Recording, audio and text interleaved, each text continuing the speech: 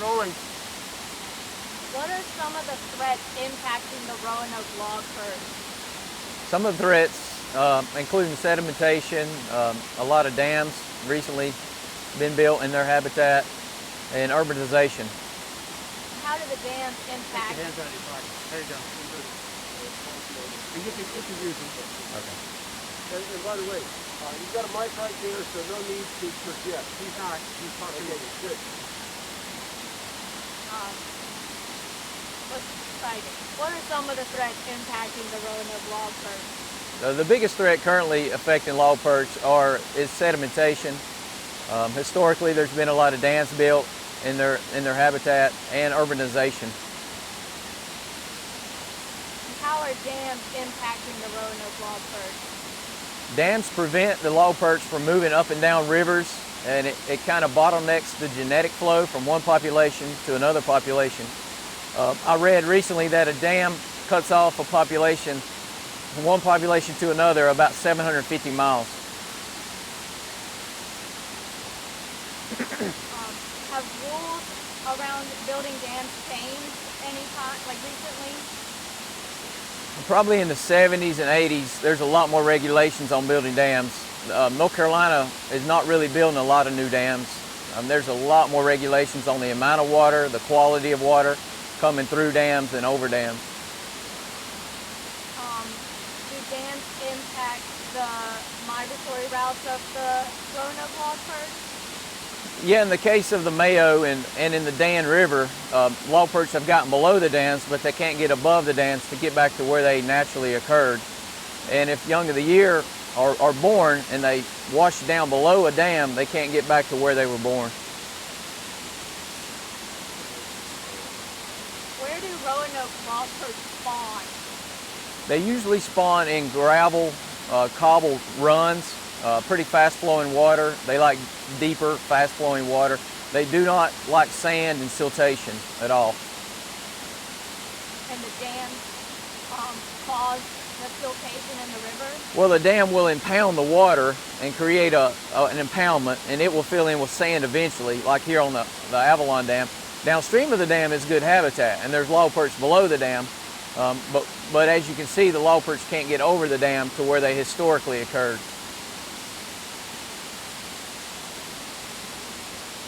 In some cases, there's log perch above dams, and they get below dams. But in this case, there's been impacts in the upper Mayo, and that population has been pushed down below this dam. The impacts now are gone, and the habitat in the upper Mayo is good, so we want to try to get them back up there.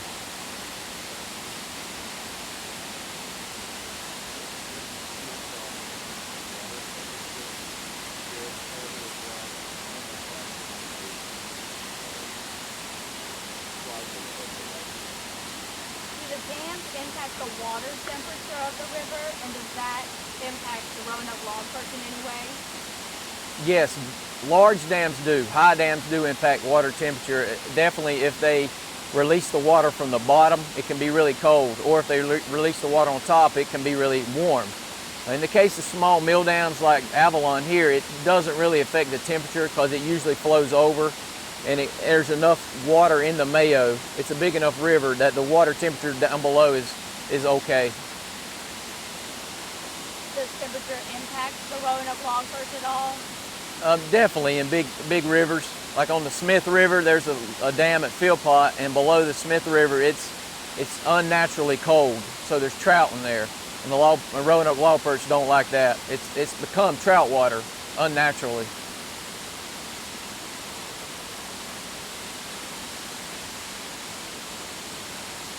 How many areas can you find the Roanoke log perch? There's about 5 or 7 populations. There's one in the upper Smith River in Virginia, and the best population is in the Roanoke River in Virginia. And there's a population in the Chowan River, Pig River, and Otter River in Virginia. Some of those are really low. In North Carolina, we have a fairly large, what we call meta population. It's in the Mayo, the Smith, the Dan River, and some of the tributaries, smaller tributaries. Can you describe what a meta population is? A meta population is several streams and rivers that all connect. They're all genetically distinct. They're similar together. They could thrive on their own in the Mayo or the Smith, but since they're connected to the Dan, we kind of all meld it together. It's like a conglomerate of individual populations.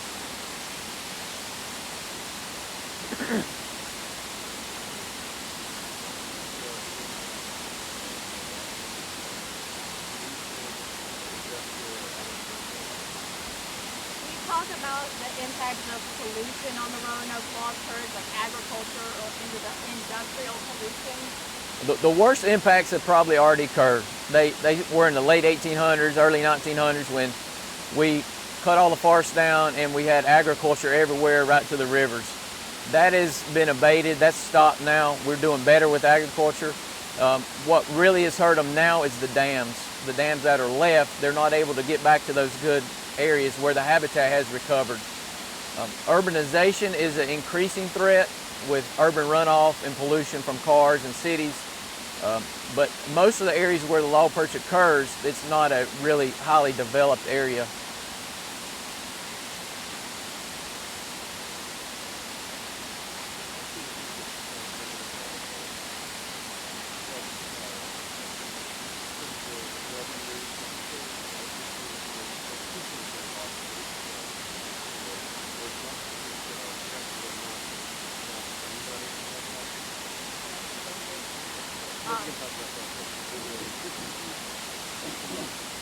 Can you speak a little bit about the endangered classification of the Roanoke log perch and how fishing could impact them?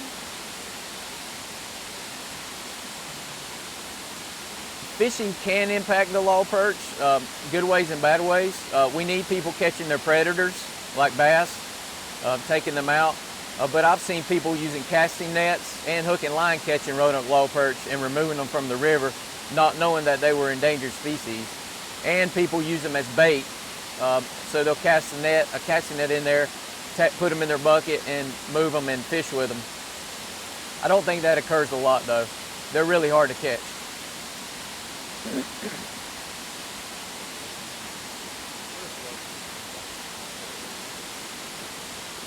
Give us a short description of what a log perch looks like, since most people haven't seen one.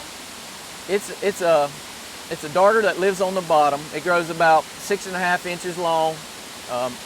They are probably one of the largest darters in the Roanoke River Basin. Most darters are about 2 inches long. This one's 3 times that. They almost never come off the bottom. We call them benthic species. They rely on the substrate on the bottom to hide. They flip rocks with their nose to eat bugs. Most of the time, even the young of the year or the babies are going to be on the bottom of the river. How could the master plan for Mayo River State Park benefit Roanoke log perch in the future?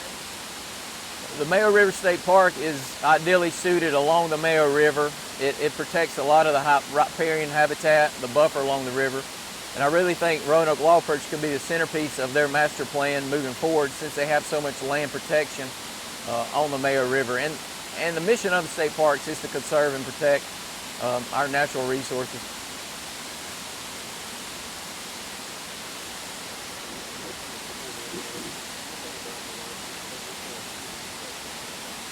Is there anything about the log perch that I didn't ask you that you'd like to talk about? Well, when the log perch was described, the Roanoke log perch, it was given the genus name Persina rex, just like Tyrannosaurus rex. It is the king of the darters. So when the folks described it from the Roanoke River in Virginia, they really thought this is the king of all darters. It's a big darter. It's really colorful. If you ever catch one or see one, you know it immediately. This is a big, colorful darter.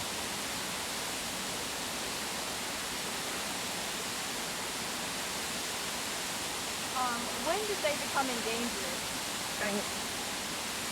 I don't remember. I think it was either in the 80s or 90s. I don't remember the exact year.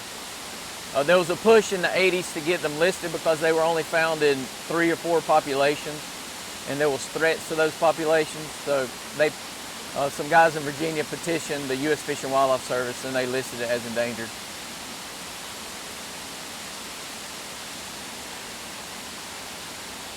Where dams the major reason they became endangered? Dams were one of the major reasons, primarily the big dams in Virginia. When they were listed, we did not know they were in North Carolina.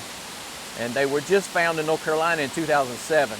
They through time, have migrated down the Smith River, back into the Dan and into the Mayo River. So it took them 30, 40 years to get through a reservoir and build up enough population. When they were listed, though, that wasn't the case.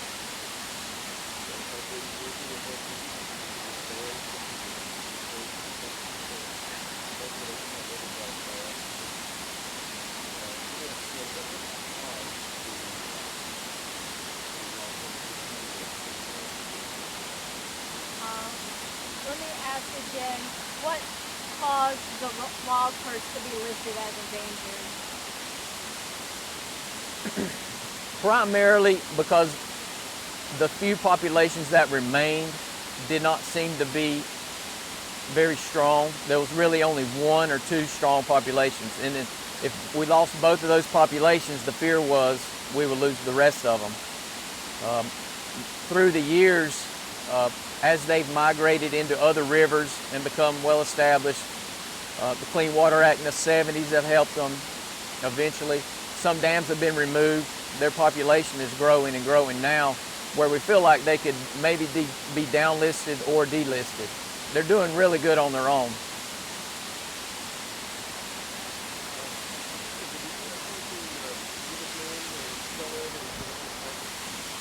Can you give us... 1 second. Starting to rain.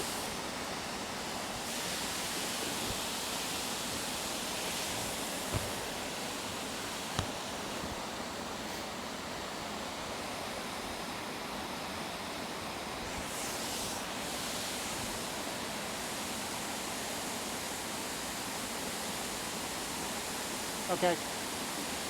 Can you give us your name and spell it how you want it to be displayed, and then also your job title? Yeah, my name is T.R. Russ, and I'm the Aquatic Wildlife Diversity Foothills Coordinator. And Can you spell your last name for us? R-U-S-S.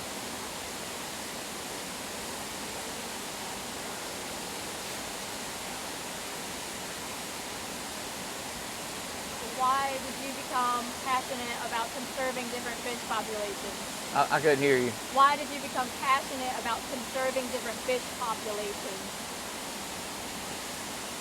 I feel like there's not a lot of biologists and people that look out for things that don't have a voice, especially fish and mussels.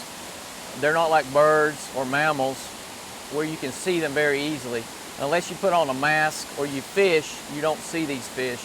And right here at Avalon Dam, there's probably 30 species of fish. If you look down there, though, you don't see a one, but there's fish in there that need a voice.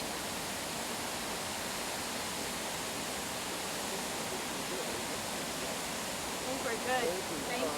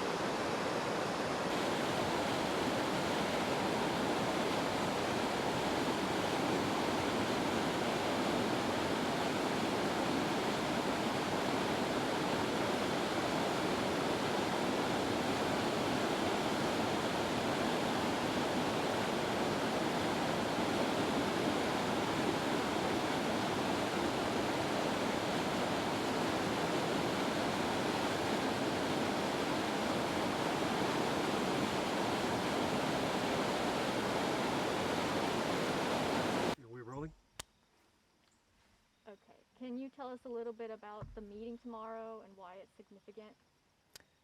The meeting tomorrow on the Dan River is going to be a ribbon cutting ceremony where the town of Madison and some partners have worked together to lower their dam and to ensure that their water intake keeps working. And it's going to create a lot of safe recreation, and it's going to allow the Roanoke Low Perch passage over the Lindsay Bridge Dam into about 50 miles of habitat in the upper Dan River. Do that again, please. Ask the question again. Can you talk a little bit about the meeting tomorrow and why it's significant?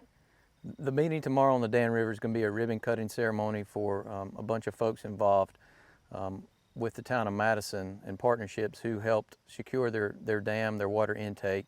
It also is going to allow safe recreation and passage for the Roanoke Low Perch over the dam through these fish ladders into the upper Dan River, which will open up about 50 miles of habitat. Can you speak a little bit more about the biology of the Roanoke log perch, like what they look like? And They're kind of a yellowish tan color with black stripes down the side, and the fin on their back, their dorsal fin, has a really red bar on it. They're about 6.5 inches long, and they have this really long snout, and they use that tip of their snout to flip rocks and find food in the river. And Brent, can you ask her again the question that Hannah asked before about what got you so passionate about the Roanoke log perch?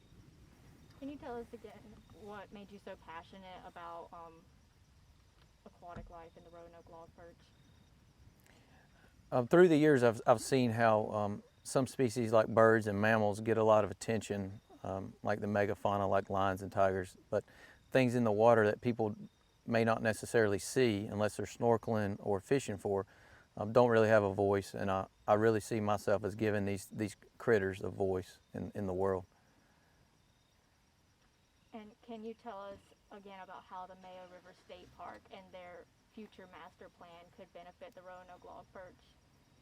So hopefully with this new master plan, the Roanoke log perch will be the center of focus along with recreation and fishing.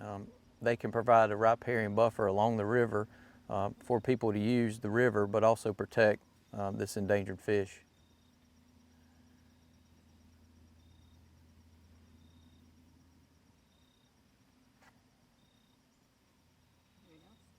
Good. Was there anything else that you?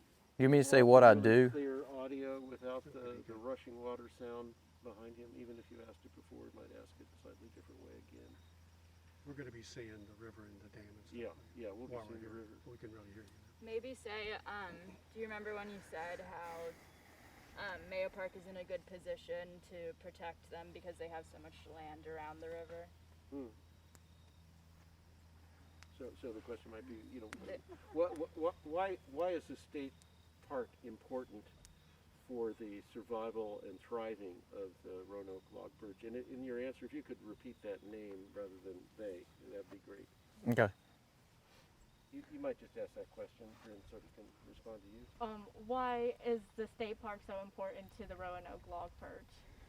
Well, the Mayo River State Park has a lot of land, a lot of riparian and buffered lands along the Mayo River, and they add a lot of protection to the river from development or urbanization. So they're able to influence what goes on in the river through most of the Mayo River in North Carolina up to Virginia. So they can help, you know, dictate what happens with conservation of the river and the fish moving forward. And can you tell us your job title again and just some of your responsibilities? So I'm the Foothills Coordinator for the Aquatic Wildlife Diversity Program in the NC Wildlife Resources Commission. And in the foothills, we do surveys and monitoring of rare or imperiled fishes, crayfish, and mussels.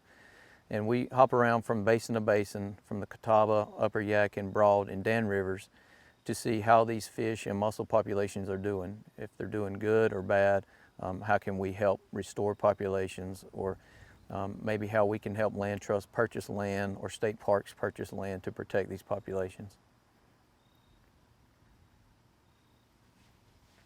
And you know,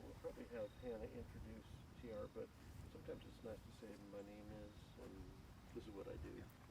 Can you tell us your name and your title? My name is T.R. Russ. I'm the Foothills Coordinator for the Aquatic Wildlife Diversity Program for the North Carolina Wildlife Resources Commission. Do that one more time, please. My name is T.R. Russ. I'm the Aquatic Wildlife Diversity Foothills Coordinator for the NC Wildlife Resources Commission. I've said that 4 different ways, 4 times. It's a long title. Maybe This like is a mowing guy here. He was doing that when I was here before. On a Saturday. which is Oh, really gosh. Again? nice. Yeah, if you don't mind. Let me see, how do I want to say it this time? My name is T.R. Russ. I'm the Foothills Coordinator for the Aquatic Wildlife Diversity Program for the NC Wildlife Resources Commission. And Bob, did you get any B-roll of TR on the dam? Nope. That was nope or yep? Nope. Nope. No. So we need some just B-roll of. Okay.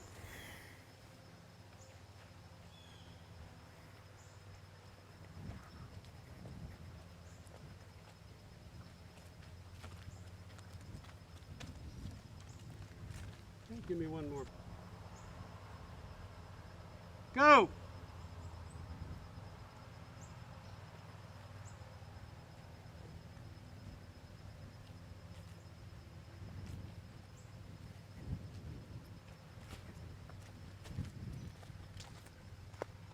Good, thank you. Perfect, a bug flew.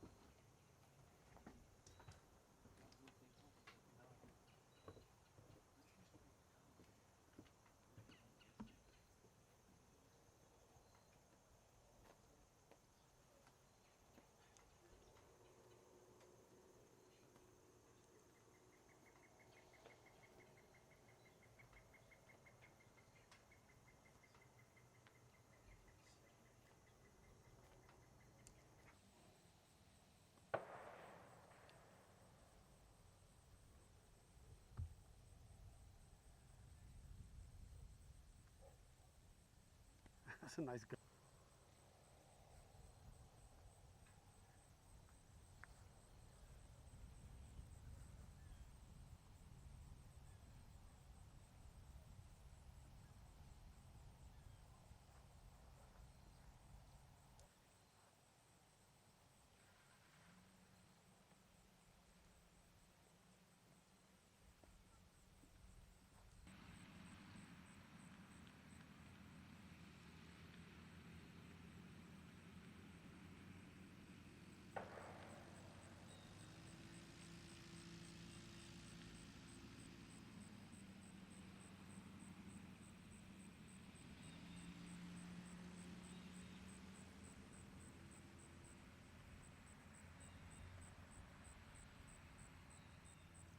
And where you put the keys to go? Well, we doesn't look. It doesn't look like we're outside. That's the problem. They're gone. There we go. We're rolling. All right. To start, could you tell me your full name, how you want to be referenced in the video, spell it for us, and then your official position title? Let's stop. Let's just wait. Okay. Stop. Full name, spell it, and then your title position. Connie, C-O-N-N-I-E, Fox, F-O-X, and I'm the office assistant here at Mayo River State Park. Cool. And how long have you been working here? 13 years. Wow. So that was before it was officially a state park, right? That's correct. Can you tell me how you got involved working here before? Well, when the park was designated by the legislature in 2003, um, I was very excited, as was the entire community, and I knew that the park would need a staff. Didn't really know much about it, but I kind of kept doing my research and kept waiting until they posted the position, applied for it, interviewed, and here I am. Can you tell Hannah, me? excuse me one second. Can you get a little bit closer to the camera so we don't Yes. have quite the big profile? Great. Thanks. Good. Okay. Can you tell me a little bit about what you do, what your responsibilities are here? Well, basically, I guess you could say I'm the office manager. I deal with paying bills. I process paying bills. Really echoes in here, unfortunately. We're still rolling now, so when he gets gone, I'll let you know. 'Cause I'm just we'll deal with some of it when they're right here. It's going to be an issue. All right, stand by. And anytime.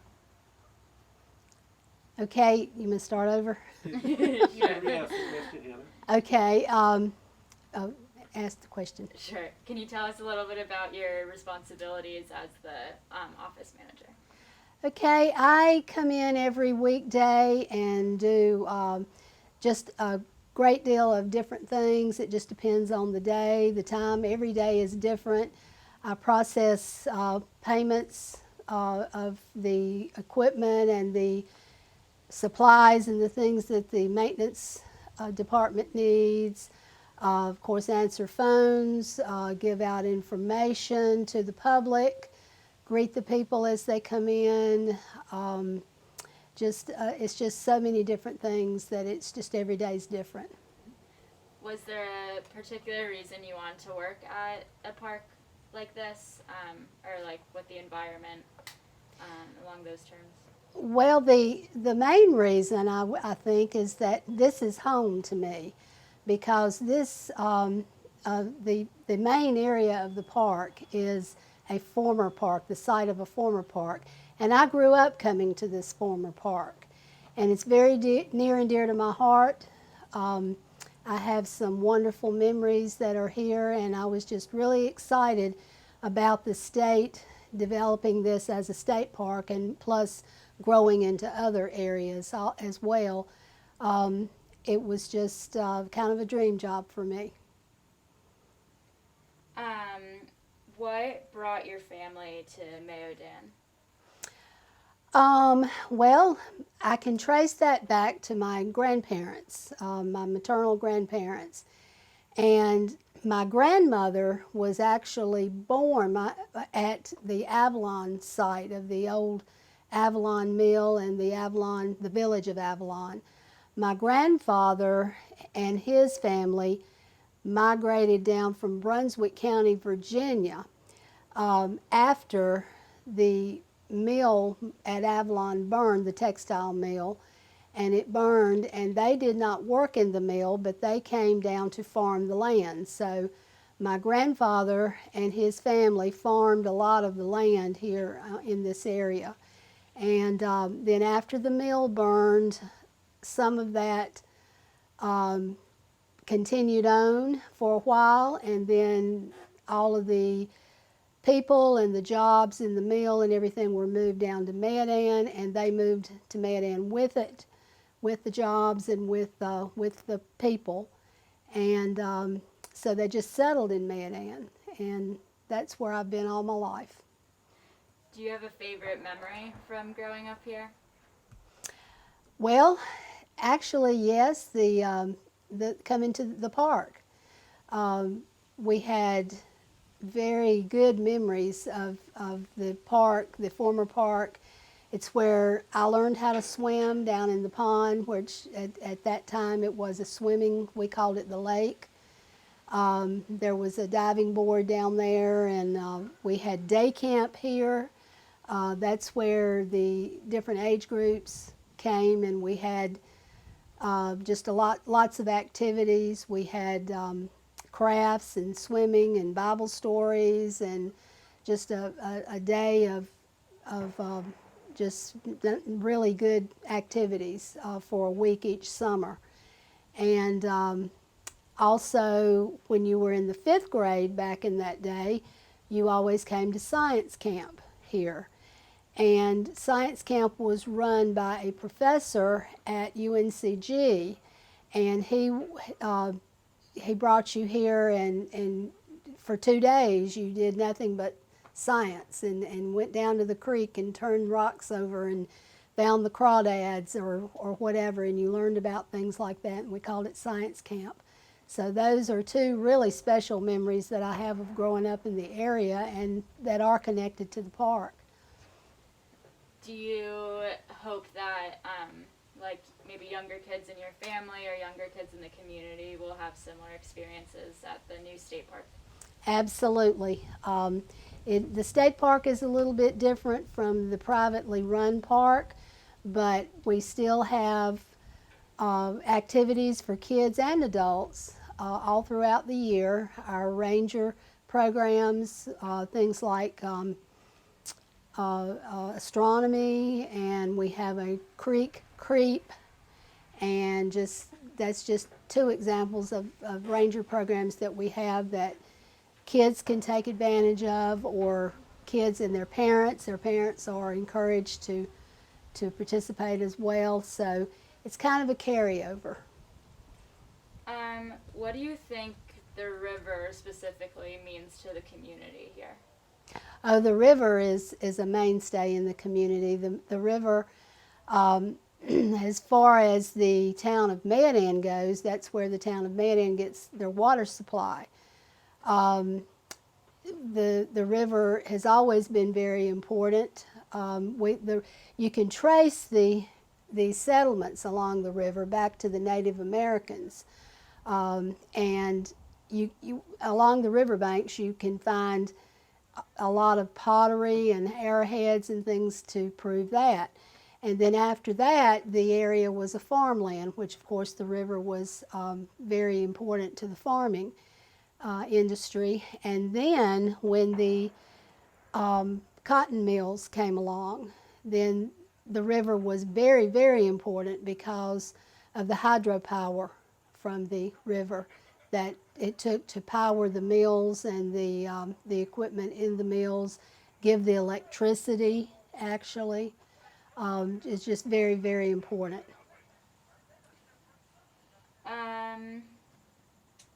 see, what else do I have? Does the river, beyond the memories you told me, does the river mean anything important to your family history? Yes. Well, my grandfather, as I said, ran the Avalon power plant for a while. After the Avalon mill burned, the power plant was still there and still in operation. Let's stop it. We're going to have to stop these people. Just Okay, that's the question again. I forgot where it was. What was I asking? Oh, what does the river mean to your family? The river to my family means that, like I said, my grandfather actually ran the power plant that generated power for the town of Mayodan until the Duke Energy took over in the mid-60s. Actually, he retired from that job, and as a child I would go with him up from Mayodan up to the Avalon power plant. If the electricity went off in Mayodan, then the electricity or the power plant had gone down. So I would ride with him up and down the highway to restart the generators. And while he was in there working, I would be out playing as a child along the riverbanks and up around the canal and the dam and the raceway, and it was just a beautiful, tranquil place. And so in that respect, my grandfather's job until he retired depended on the river. And then recreation too, we would go swimming at the river. We would go hiking at the river, just no particular park, no particular trail, just walking along the river. and it was just wonderful to be out in nature and getting to know the river and paddling the river. As I got older, I would paddle the river with in a canoe with my family. Move a little bit closer to me, if you would, right there. Thank you. And can you tell me again what your reaction was when you heard that they were going to make this into a state park that everyone could enjoy? Oh, I was ecstatic. I was just ecstatic. The park had been in private hands for 35 plus years, and nobody could come to this area of the park, the main area of the park, and I could just picture the buildings falling in, and I just had so many good memories of growing up here and learning how to swim in the day camp, and then just riding the bus from town up here and back every day, or most every day during the summer. I was just ecstatic that I knew that this was going to be saved and added to. It's this area, one area is not all of the park, but it has been so interesting to see the entire Mayo River corridor grow and be preserved for future generations. What's your favorite part of your job? What makes you excited to wake up in the morning and come over here? Just knowing that I'm hoping to make a difference in my community by helping to develop the park as much as my job will allow. I've just, like I said, I'm ecstatic that the park was preserved and is growing, and I really like my job. I don't have any plans to leave anytime soon. So it's just a pleasure to come and work here at the park. And just to briefly touch on the master plan, what's the purpose of it? The master plan is to give a plan of what is to come for the park in the next probably 10 to 20 years. I'm sure this will not be the only master plan that's ever developed for the park, but for now we had to acquire enough land base to actually start the master plan. And when we acquired that land base, enough land base, that's when we were able to start planning for the future. Why don't we stop for a second, because somebody I think is going to open the car door. And We are rolling again. Alright, so if you had all the power in the world to make this master plan whatever you wanted it to be, what hopes would you want for the park for the next 10 to 20 years? Well, I would just want the park to grow as we hopefully have planned it will, all the way up and down the Mayo River corridor, for education, recreation, and conservation. They're all three very important aspects of the park. They are the core of the park, of what the goal is for the park and for all state parks. And we would like just to have it preserved, and the recreation and whatever for all generations to come. And as long as a piece of property is designated for the state park, it will always be that way. Great. And then just one more time back to the beginning, could you say in like one sentence what you do here? And it doesn't have to go in depth to the like little details, but just sort of. Well, I just do a myriad of everything. It's just acting as an office manager, and just a whole lot of different things that are different each day. You can, and I do some hunting on the side. You can name some of the things, but the way you started it was okay. great. Yeah, but you could name a few. No, things. that's a okay. little bit of everything is what you. Yeah, I'll leave it at that. Okay. All right. Cool. Anything else? That's all I have. Okay. we are going to talk about, or Connie's going to talk about her scrapbook, right? Yes. Yep. And where are we going to be doing that? Back in 1948. Start Oh, again, you're just oh. talking with her. Yes, sorry. Okay. I was looking at the pictures. So why don't you start off kind Yeah. of by just asking her to show you what she's got? Yeah, can you tell me a little bit about this picture you have here? Let's stop. Road. All right, can you show me what you have here? Okay, this is a scrapbook that I have put together for the park that lets people know the history of the Mayo Mountain access of the park. The original park that was here was opened in July of 1948. It was built and run by the local textile mill, Washington Mills, for the community and for the employees. On July the 3rd of 1948, they had a big opening ceremony, and it was a big to-do. It was a big ticket-only event, and that's what some of this depicts, some of the things that were happening on opening day. The shelter, the picnic shelter, was the focal point of everything, and the swimming area, the former swimming area. The swimming, they had a big barbecue that day, just a big celebration of the opening of the park. And some of the bathing beauties that were there that day on the beach. And just an overview of that wonderful celebration. So it was just a wonderful area for the community and for the park, for the park for the people of the community.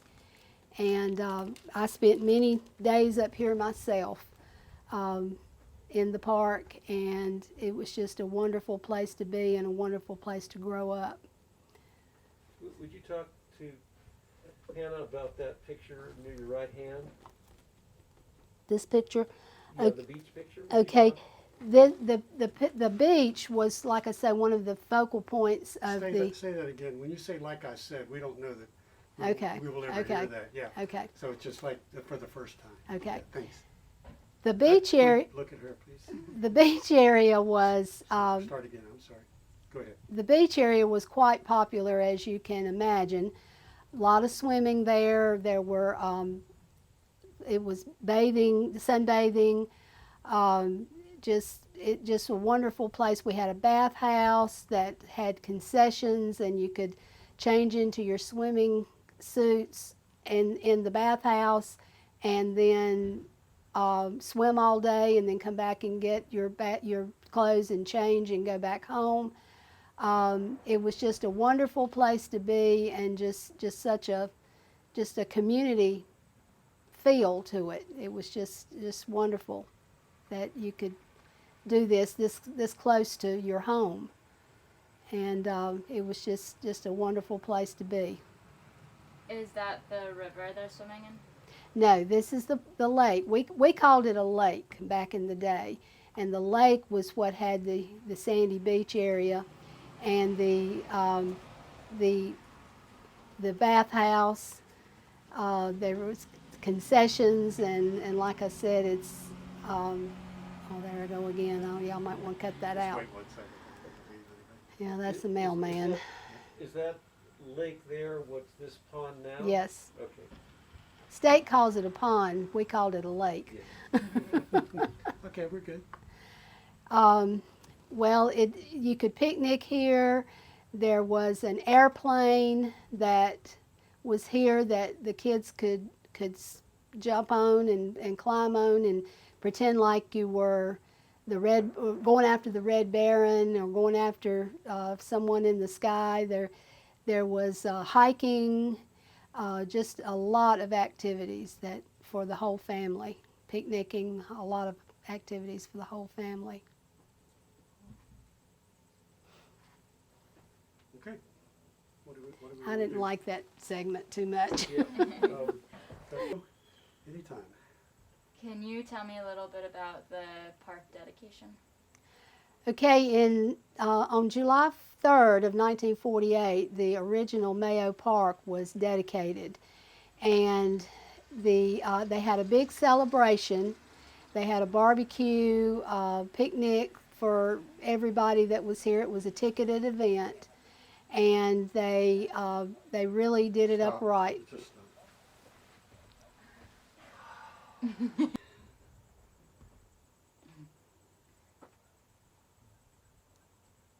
Going to redo the question or just start talking? Just hang on one Yeah, second. I'll ask you again.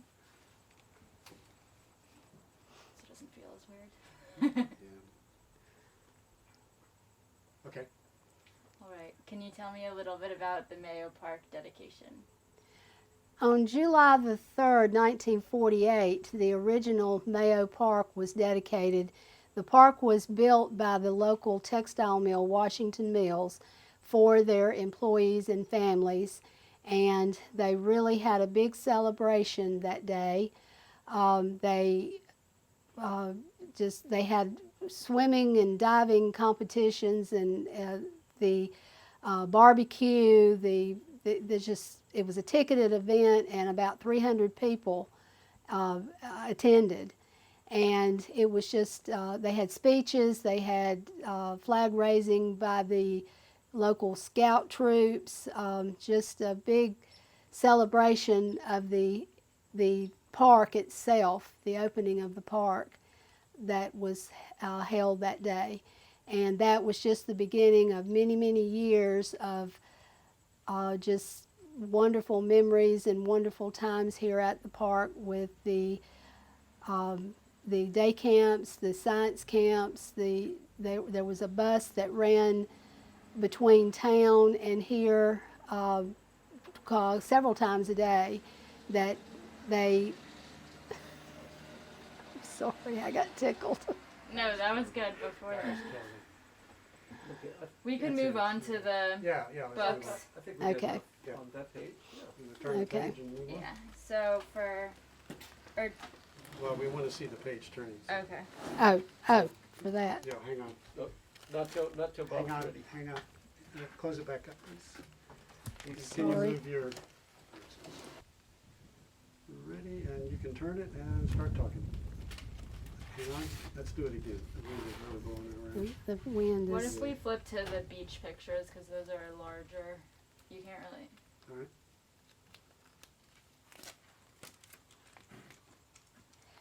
The lake had a beach area that was very good for sunbathing and, of course, swimming. There was a diving board that if you passed the swim test, you could go to the diving board.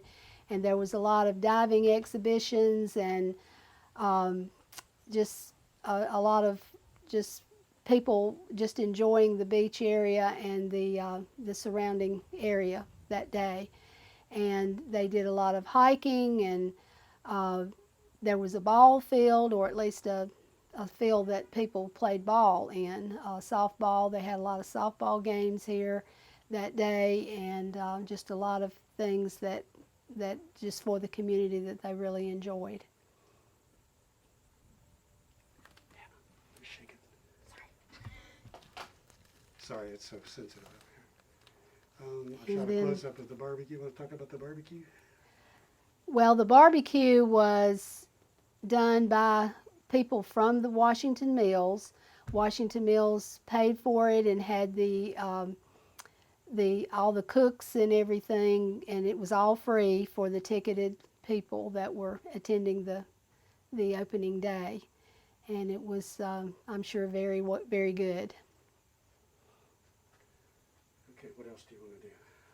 Um, We'll stop. what's on the next? Straight.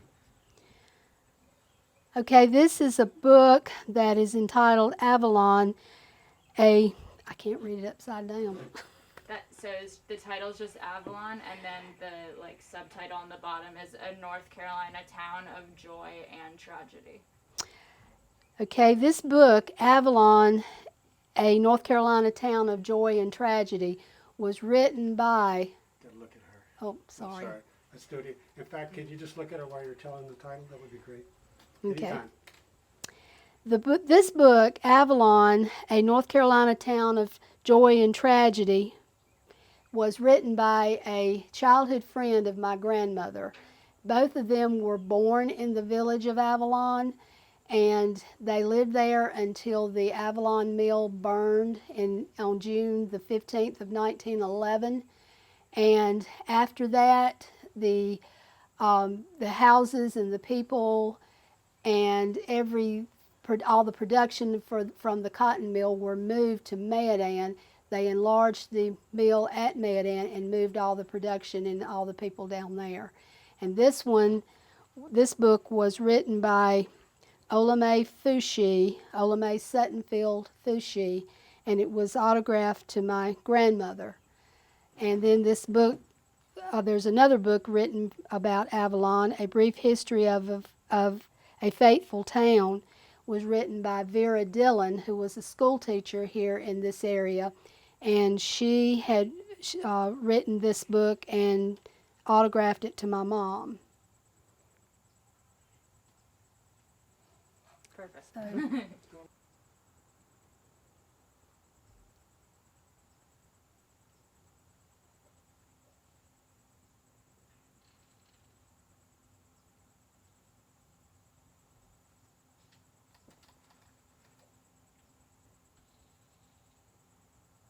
Go ahead and open it up.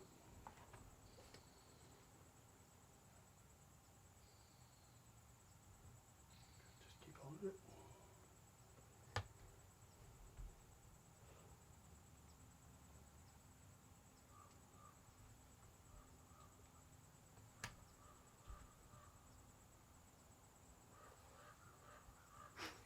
Cue the duck. well, now we are in a park. Oh, it's all good for nature sound. It's the human sounds we have a challenge with. All right, you can shut that up. Okay, hang on a second.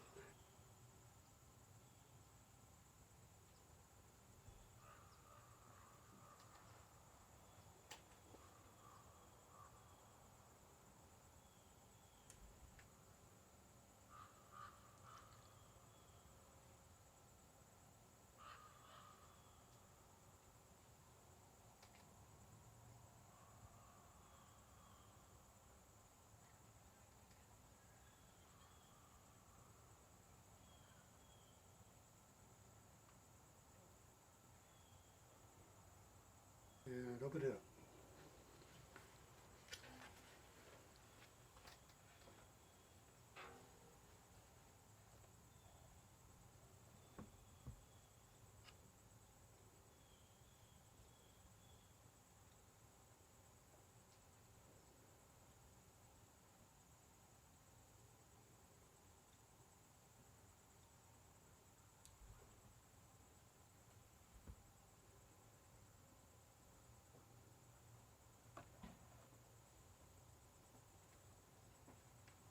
Good, here we go.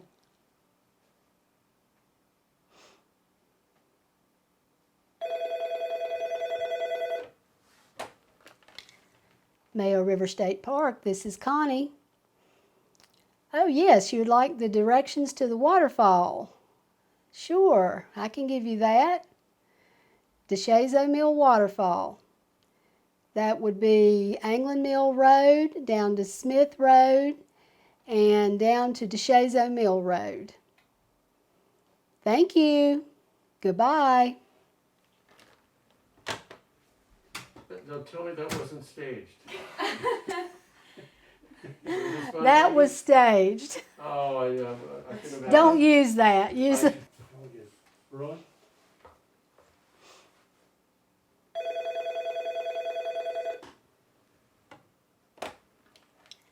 Mayo River State Park, this is Connie. Oh, hi. How are you today? What can we do for you? Information about the park. Okay, we will just give you some directions to the waterfall then. 220 to Smith Road, to Anglin Mill Road, and then down to DeShazo Mill Road, and you will have a really good time down at the waterfall and down at the river. And you can hike down to the river and to the Virginia state line. That'll be about a 2-mile walk. And then you can come back and do a picnic, have a picnic. Well, you're quite welcome. Thank you so much. Bye-bye. Is that any better? No. Except for you saying that it ain't better. I'm kidding. Now I want you to repeat some directions. Go ahead. Go ahead and just repeat some directions. Yes, the directions to the waterfall, take Highway 220 north to the Virginia line, or before you get to the Virginia line, you'll see the Smith Road. Take the Smith Road exit, go down to the Anglin Mill Road. That's good. We got it. Good. Thank you. Okay, start walking.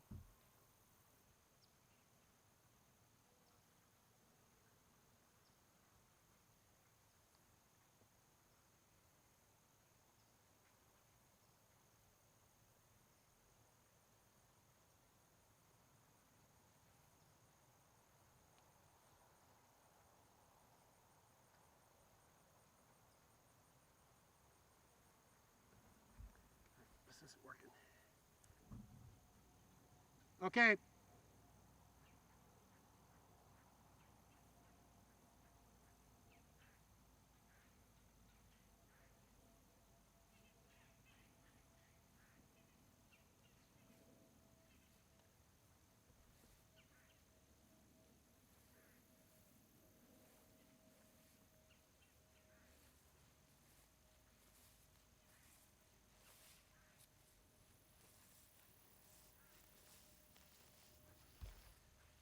Now give me. Okay.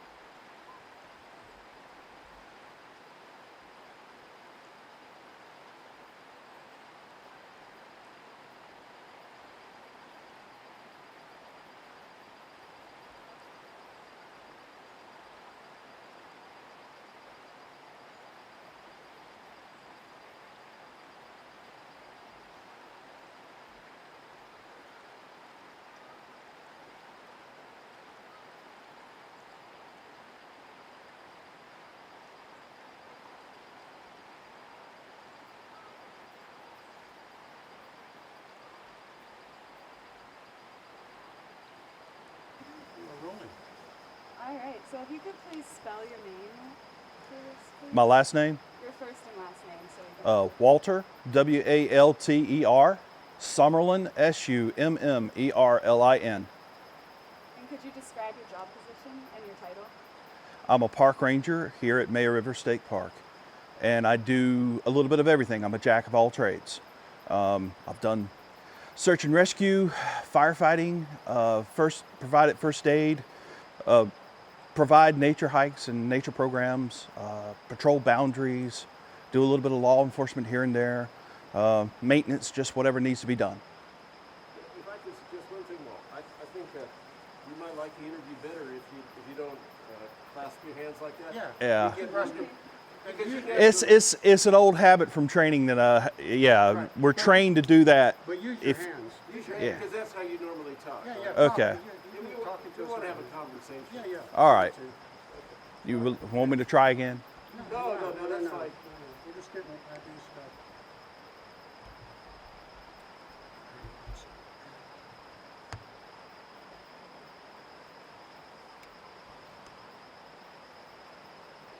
Okay.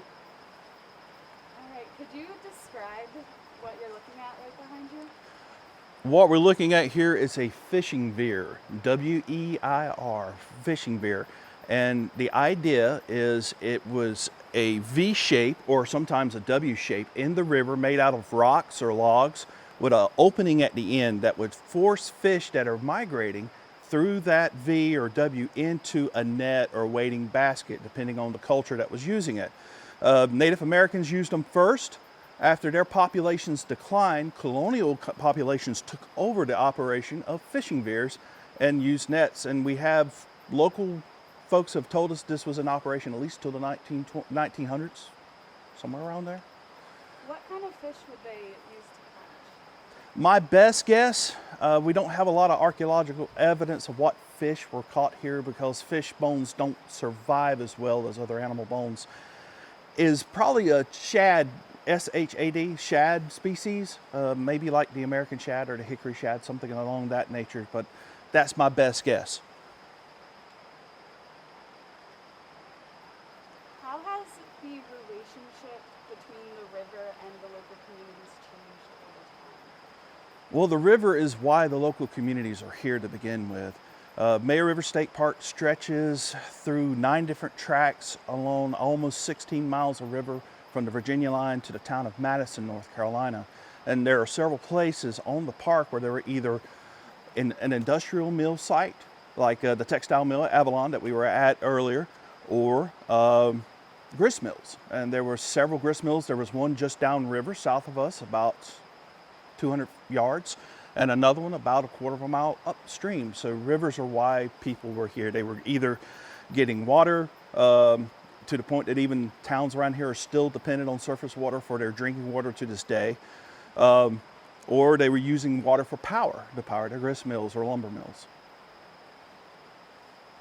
Well, when you say stuff like where we were earlier today, we don't know how this is going to be used. My apologies, That's sir. okay, no, that was good. If you may want to do it again, because I thought it was really great talking about the park and all. I thought that. Let's just Do you want me to try that again? Yeah. You want to shoot me that question Yeah, again? yeah. That's great, thank you. Okay. You might just change the question a little bit just to keep it fresh. But it's the same idea. Good stuff. It's not exactly the idea. I'm trying to get the uhs and the ums out, and I'm not doing very well at that. Oh, you're doing a great You're job. doing great. You're doing great. You know what, Walt? Most people use ums and ers, and the more you have your normal everyday speech, the better it'll be. So don't worry about that. Don't even think about it. No, we're good. Okay, go ahead. Could you describe how the relationship between the river and the local communities has changed over time? Well, the rivers are the reason why the local communities are here. Mayo River State Park stretches along about 16 miles of river over 9 different sections of land from Madison all the way to the Virginia line.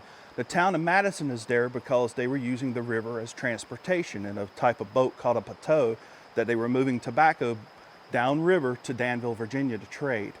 Mayodan is where it is today because they were able to use the river for power, to power the textile mill, the old Washington mill, and the Avalon mill, which is located near the Mayo Mountain access at Mayo River State Park.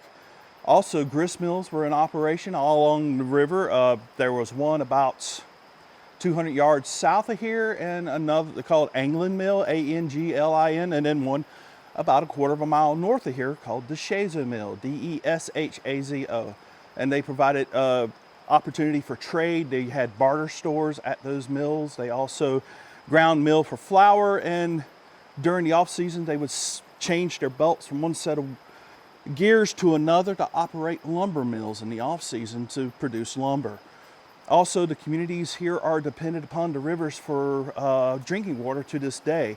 The town of Mayo draws water from the Mayo River for drinking water. The town of Madison draws water from the Dan River for drinking water. And I believe the town of Eden draws from either the Dan River or the Smith River. I can't remember which one for drinking water. So the communities still depend upon the rivers, but instead of transportation and power, now the rivers are for recreation and drinking water.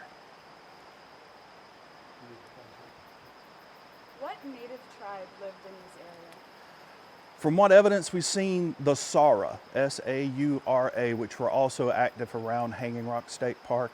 There are two extensive archaeological sites within this region. There's one over in Stokes County called Upper Sauratown, and then there was one east of here near Eden called Lower Sauratown. There's also a group of people here called the Goinstown people, who are believed to be descended from Native Americans. How long was the tribe here? That is an answer I don't really know. I'd have to look that one up, I'm sorry. That's okay. Why were the fish weirs, how were they important to the Native American community? Well, the fish tended to migrate during certain seasons, so the fish could be caught, and then the Native Americans would smoke the fish. If you look at some of the drawings by John White from the Lost Colony at Roanoke, he actually drew fish traps out in Albemarle Sound, and Native Americans smoking the fish over campfires to store for year-long use. Native Americans didn't have a grocery store and a refrigerator. They had to make do the best way they could to maintain food over the year. How has fishing changed over time? It's more sport fishing now. I do see the occasional fly fisher, but most of what I see is rod and reel, and people are going after smallmouth bass, which the Mayo River has a good population of, catfish, and the North Carolina section of Mayo River is not a trout stream. However, in Virginia, they do stock trout, so occasionally when the water's cold enough, one will wander down into North Carolina and get caught here.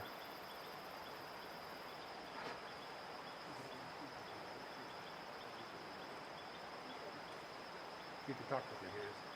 You were very animated before. So.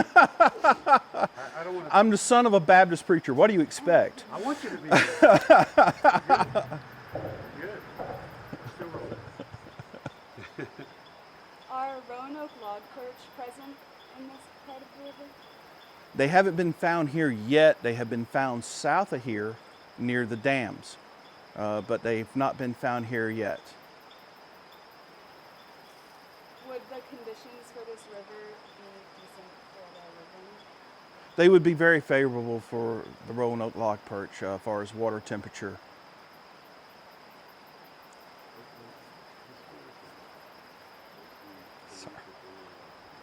Sorry. Moving around. It's, You're good. You're good. Historically, do you believe log perch have been present here? oh yes. Oh yes. I believe historically log perch. One more time. Okay, I think historically, yes, the Roanoke log perch were here in the Mayo River up into the north and the south Mayos. Is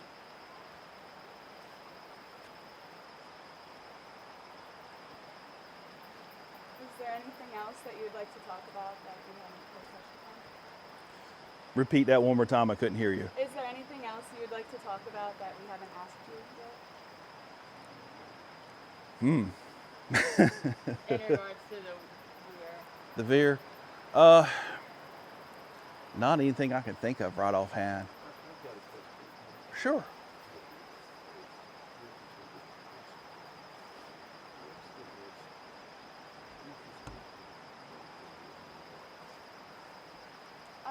For your personal opinion, what is the most interesting part of the park for you and why?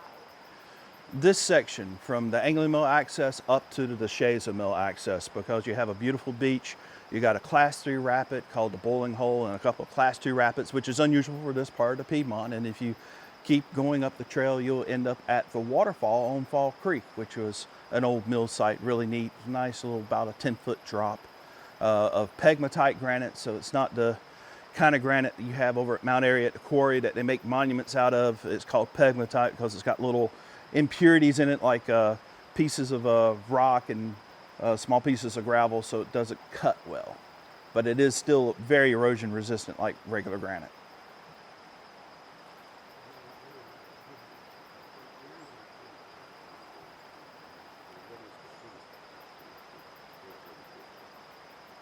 What is the biggest attraction in Mayo River State Park? Right now would be the waterfall because of its easy access. It's only a 5-minute walk down from the parking lot off the Shaza Mill Road. And here at the Boiling Hole because you can drive right up to it at the moment. And the beach. It was very popular for swimming and wading this summer. What is your favorite part of your job? The variety. I don't always know what's going to go on from day to day. I have plans every day that I come to work, but the nature of working with the public, things come up. Murphy's Law becomes involved and I have to drop and change plans and do something else sometimes. And you have to shift gears from thinking like I&E programming to, hey, I got to go find this lost kid in the woods. Or you have to shift gears from, hey, I'm helping clean the bathrooms and we got a visitor with a flat tire that we need to help, that sort of thing.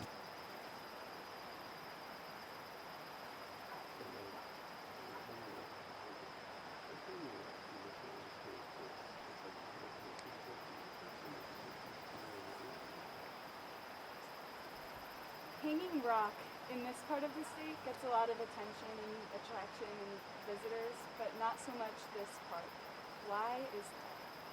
Hanging Rock's a well-established park. They've been in operation since the late 1940s, and in all means, it's a wonderful, beautiful park, and I would recommend visiting.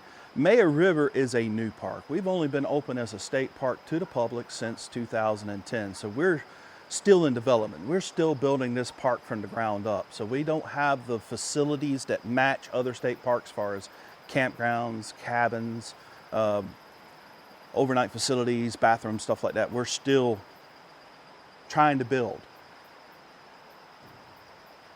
How do you hope the master plan? So we are rolling? One more question about the fish weir. What is one thing that we should just know about the fish weir? That they were a very important part of the culture from Native Americans to the colonial period all the way up to the 20th century, until we had organizations like the Wildlife Resources Commission that regulate fish harvesting and regulate the fishing regulations to preserve the population. So up until that time, they were an important part of the culture and the history of the state of North Carolina. If you could answer that question one more time and mention the name fish weir or fish Okay. dam or fish Okay. trap. We're not going to hear the questions at all. Yeah, so, or fish trap. You know, Okay. Whatever you think the public would most readily recognize as the Okay. what we're looking at there. So you're looking for more of a statement. Yeah, well, yeah, a statement of what you think is most notable about Like a school report. Yeah. Yeah. Okay. What's the take-home message about it? But the other thing is to mention it by name, the fish Right. rather than Okay. go You there. can put your head back a little bit, not much. Perfect. You could ask a question again. Okay. Yeah, here we go. What is the most notable aspect of the fish weir? The fishing veer is very important to the cultural and historical aspects of North Carolina. They were active from the Native American days up until, in some places, the 20th century. So the Native Americans, colonial, and even modern people were using fishing veers or fish traps to capture fish for their personal use. Thank you. Okay. I think we're all set. Perfect. Thank you. We're rolling. Can you briefly describe what the purpose of the master plan is? Every state park in North Carolina has a master plan, which is a blueprint for like the next 15 to 30 years of development. It gives a chance for local community and the local visitors to get their voice in as what they want to see for their park in the future. What are your hopes for the future of the park? I want to see more facilities, restrooms, overnight facilities where folks can go camping. That's what we have a high demand for right now. More trails, just more things for people to come and do at Mayo River State Park. What's the biggest challenge facing the plan right now? Logistics and geography. Here we have a beautiful piece of property, but it's a very thin strip along the river. So figuring out where you can put a bathroom where it's not in the floodplain, for example, that sort of thing is what takes a long time in planning. Because not only do we want people to enjoy the environment, but we want to protect the environment as well. Do you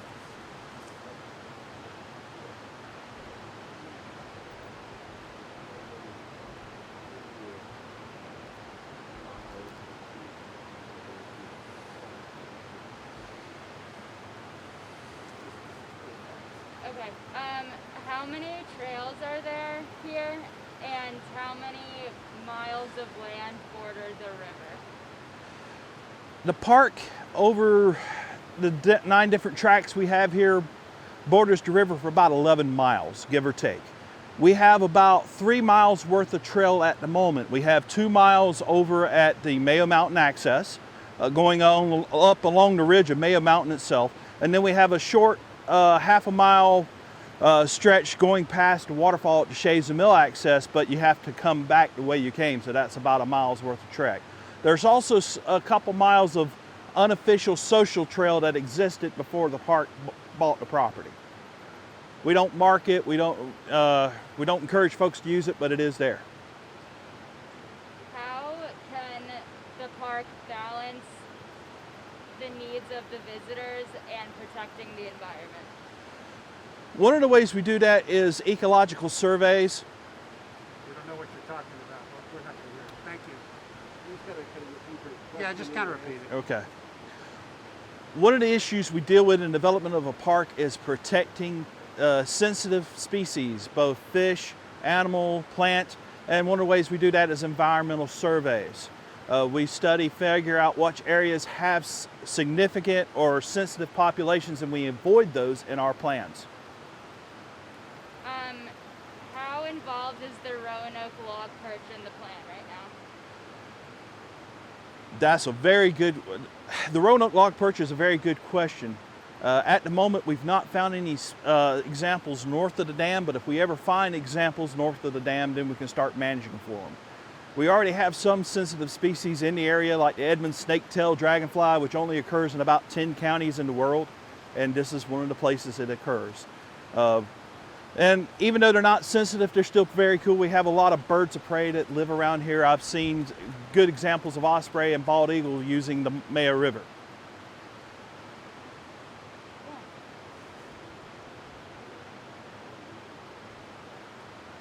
How many miles of trail are envisioned in the master plan? How many miles of trail are envisioned in the master plan? That's a good question. Don't say it's a good question. Just say, My apologies. here's what we, that's all right. Yeah, We envision yeah. the master plan or whatever. The master plan has gone through several different drafts, but we're envisioning adding anywhere from 2 to 5 miles worth of trail to the park.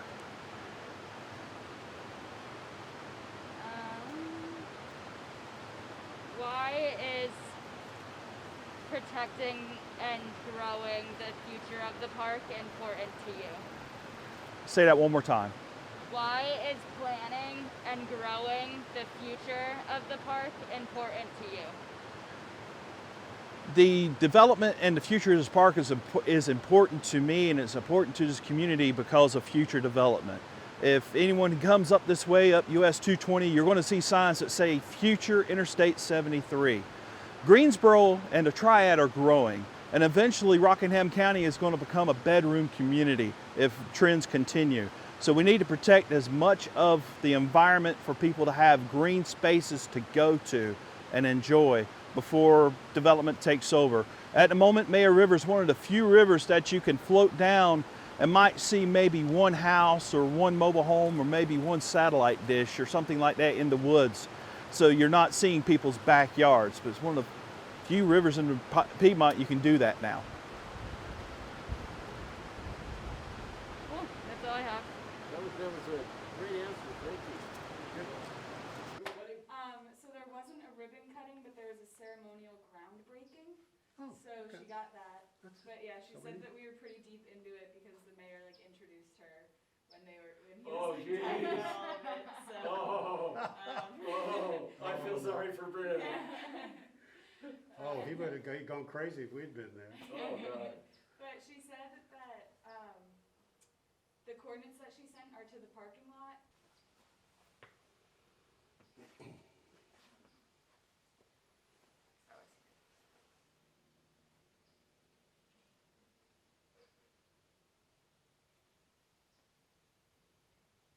Also, I can almost do a freeze frame. I mean, I don't know if you need really moving video since we're not moving. Not doing anything, I could do a freeze frame. All right. It's a big fireplace. Yeah, it's huge. We'll roast a horse in here. What? Make some pizza. Oh.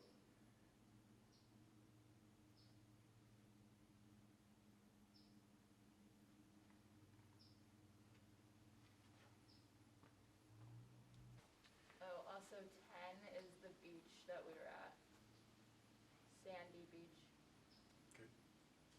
Do we want to, I mean, they're calling these opportunity sites. I guess that means for future. Look at it. I think maybe just the opportunity sites and where it says Mayo River and big letters. I think Okay, that would be. do that.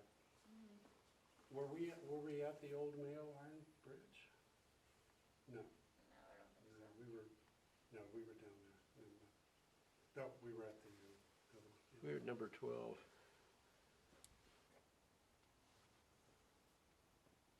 So you go from this to a nice dissolving area of the river.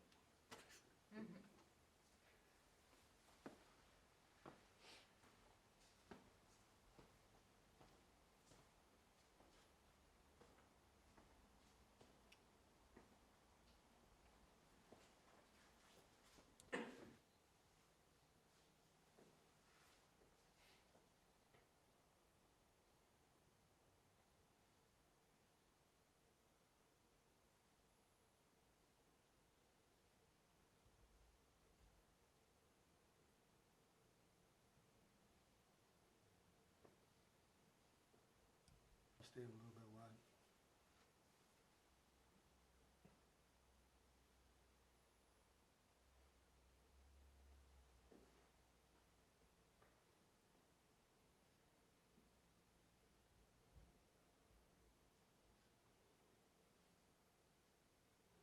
Also, I can speed it up in post-production if we need it faster or whatever. That could be cool to do like the 11 miles of the parks.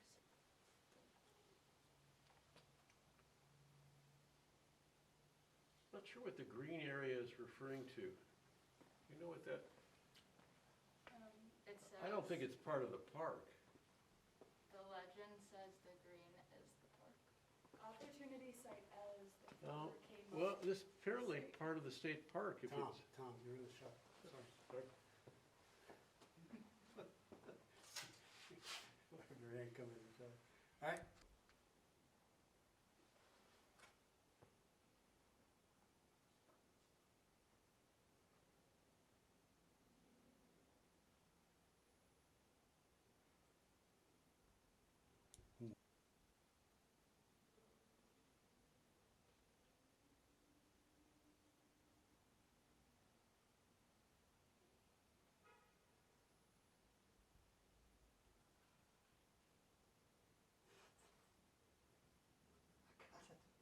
You got it? Nah. But you can read Dan River.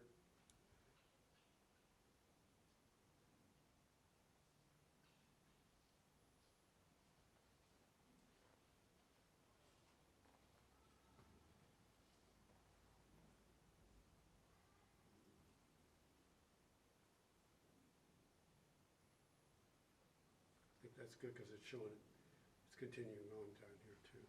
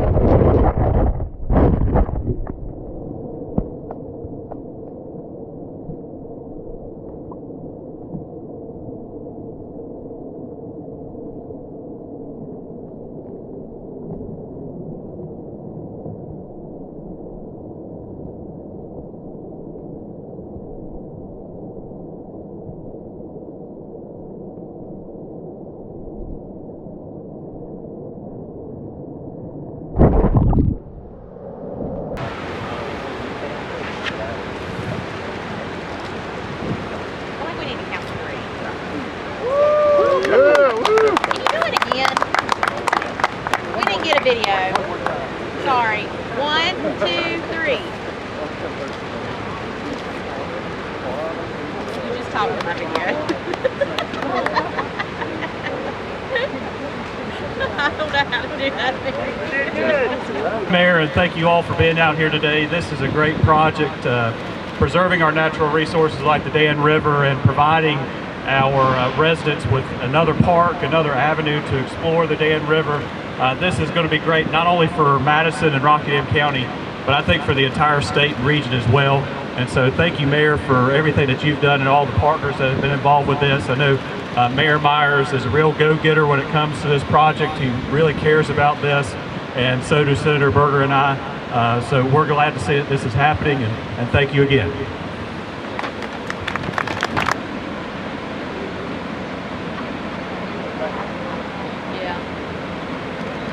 This project is going to help shore that up so that that doesn't occur, that hill doesn't slide, and we don't have a train coming down into the river that occurred back in the 70s going in that direction.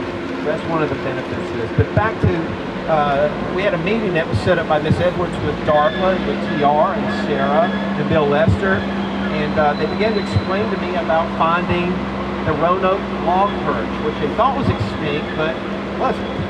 And but it was actually an endangered species, but it did make its way up the Dan River. And I said, okay, well, first and foremost, we draw water right across over there where you see that crane. And I said, that's for Madison, and that's for the businesses, and now as well as the county. So long as I can maintain that ability and increase that ability with growth, I'm all ears. So they briefed me up on this weir concept. Now, Jenny Edwards always likes telling this story because initially it's just going to be the one weir. And I'm sitting there listening to them, and I just kind of scribbled down on my notes, and I said, what if we had 6 of those going down the river? And thus the plan was born. And with 4 focus points on there, which was, the first one I talked about was the water supply, control of the erosion that's going down there to stop that, the wildlife habitat piece out of this that allowed our endangered species to make his or her way upstream to spawn. And then there's the recreation piece out of this. So it began to develop over time into various phases, and currently we're in phase 3. Phase 3 is a construction phase. Stage A is just about complete. In about 2 weeks it will be. That was the new water intake system that will go over on the other side. It's going to push more water out to our citizens more effectively and efficiently, as well as to the county. Stage B is the weirs that you're looking at right now. Estimated completion date was going to be into the spring, but now it's looking like December that will be done with the weirs. And then we can press on. There is going to be a new bridge that's going to go right there. It's actually going to go over the railroad tracks, kind of curve a little bit and come back. Our DOT reps are pinching at the water right now to jump in there and start building this bridge so we can get going here with this park. But until then, we're doing this. 3.5 miles downstream, we purchased land at the 704 access, and there will be the outtake area, and you're going to find that we're going to put sand volleyball courts and walking trails and things of that nature right in that area so that it feeds into downtown Madison. And then we're going to come back, and once they finish the bridge, and we'll have this park done, unless it gets bumped up earlier. So we'll be prepared to run into that course of action change if we have to. But that's the grand scheme. The benefits of this are sevenfold. I mean, you're looking at already talked about the cost. This a new dam would have been, yeah, okay, we got a dam for about $30+ million.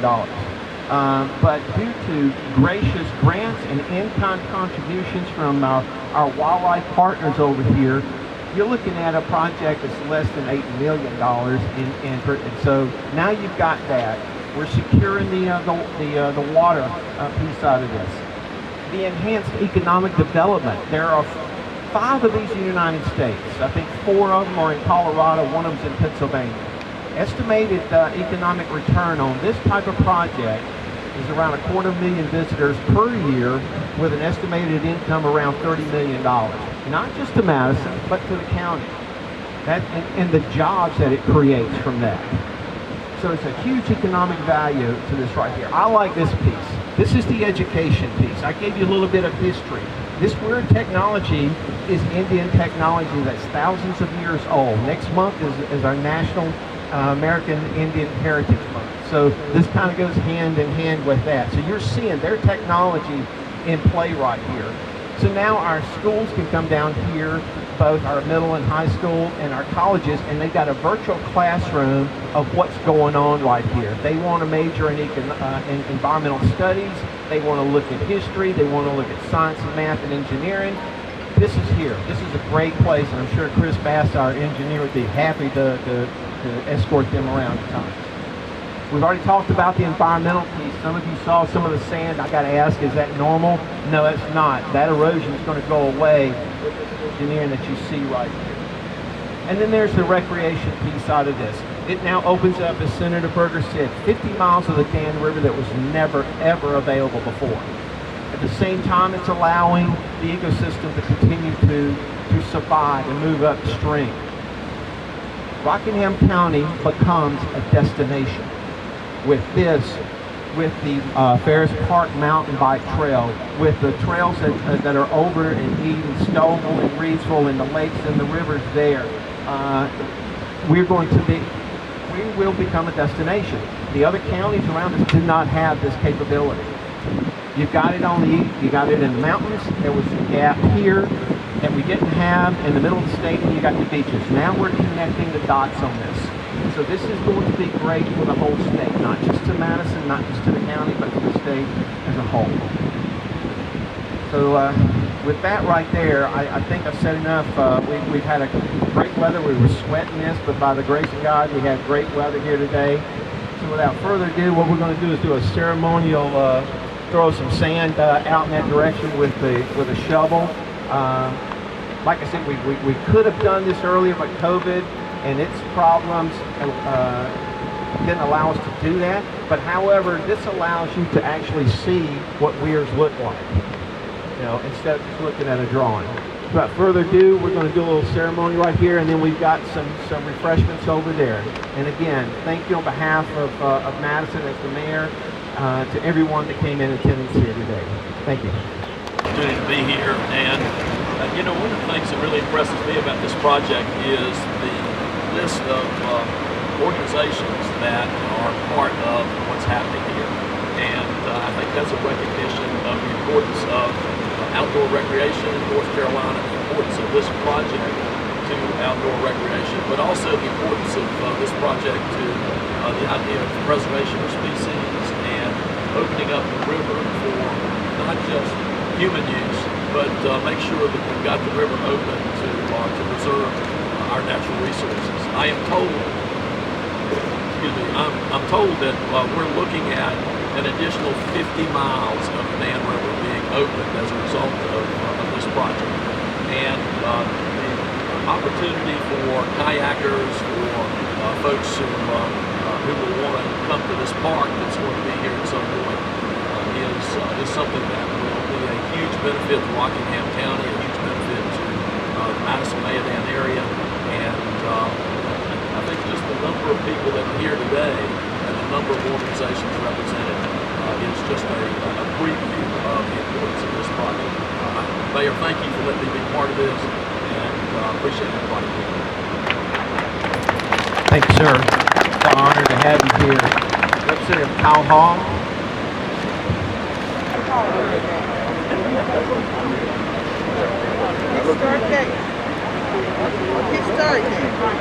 Oh, okay.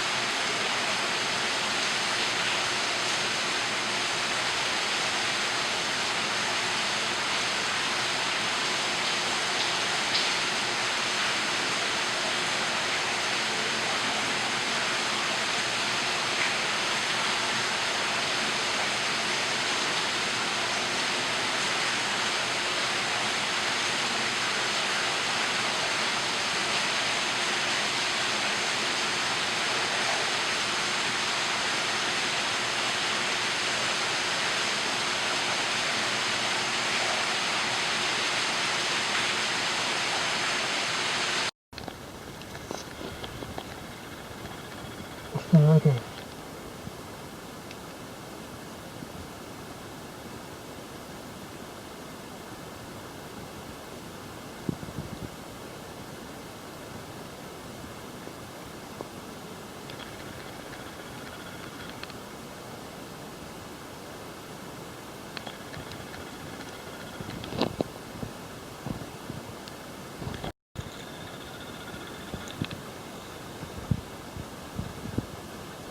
Mm-hmm.